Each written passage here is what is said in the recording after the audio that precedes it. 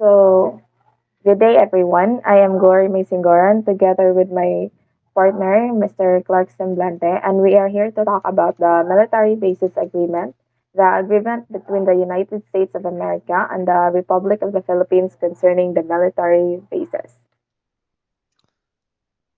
So for the overview, the invasion of Philippines started on 8th of December in 1941, 10 hours after the attack on Pearl Harbor.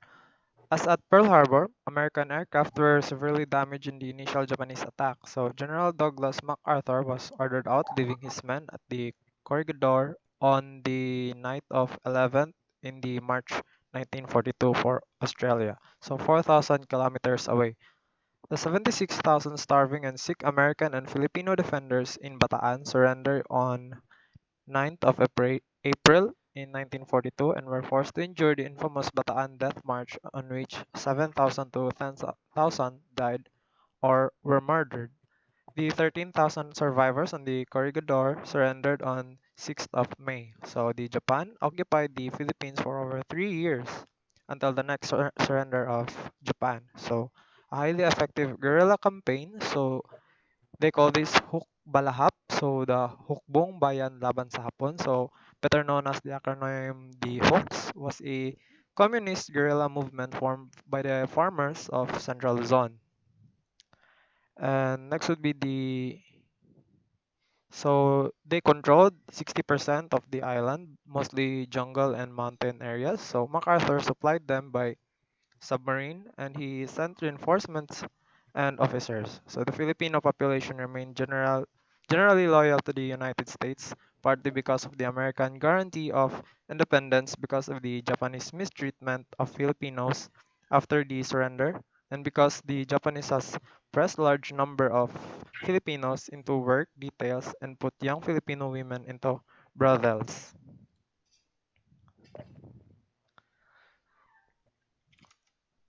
Okay, next is the Philippines had gained independence in the ashes of victory, so intense fighting, especially around Manila in the last days of the Japanese retreat. So this happened on February to March 1945, had nearly destroyed the capital. So the economy generally was disarray.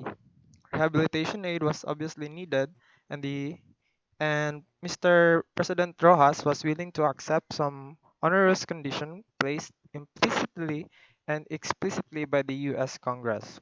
So the Bell Acts in the United States extended free trade with the Philippines for 8 years, to be followed by 20 years of gradually increasing tariffs. So tariff is tax levied upon good as they cross national boundaries, usually by the government importing country.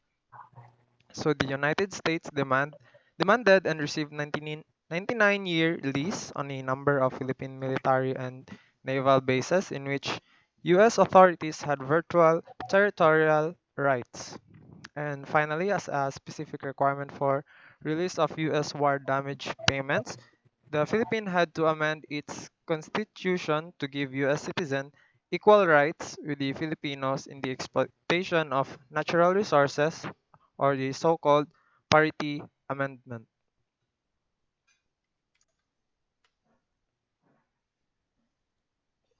So the key role of military bases. So first is the assurance of the security of the Philippines against external attacks. Second is allows the Philippines and other friendly nations in Southeast Asia to pursue economic growth without disabling military expenditures. Third would be the offset Soviet military initiatives in the Southeast Asia.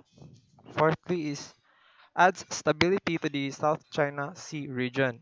And lastly, affords the US the ability to project its military power. So, these are the following articles that we can see in the military bases agreements. The details of these articles can be seen in the PDF, or I mean the resources that is given by Mom Rose.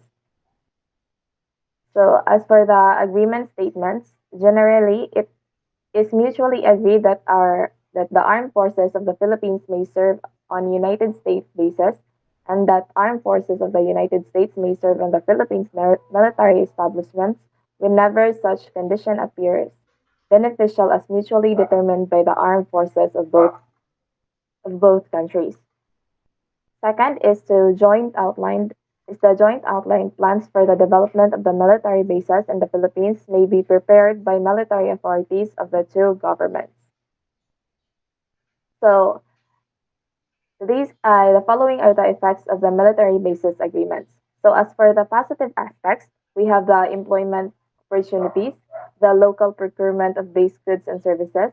Third is the personnel spending by those Americans assigned to the bases, or other important economic contributions derived from the presence of the bases. So, in the negative aspects, military basis agreement is a symbol of neo-colonial relations between United States and Philippines. The Clark and Subic symbolize Filipino women's commercialization as entertainers and hospitality for girls. So, after the agreement timeline.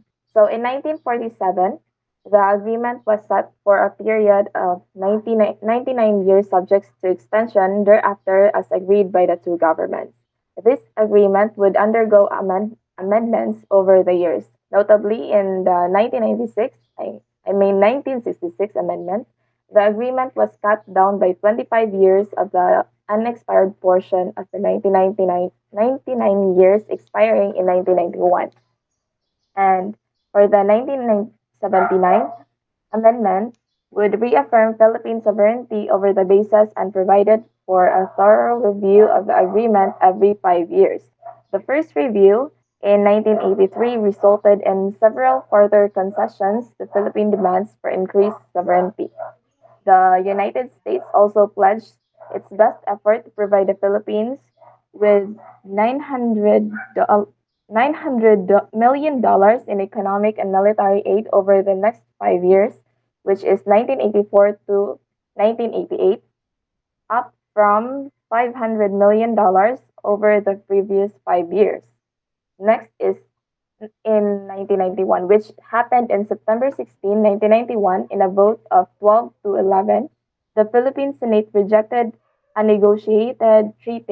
treaty that would allow an extension of the stay of the United States bases in the country. The 11 senators who voted in favor of the new treaty were five short of the two-thirds majority needed for ratification. So that would be all for the after agreement timeline and also for our report. Again, I am Gloria Singoran together with my group mates, Mr. Clark Semblante. Thank you.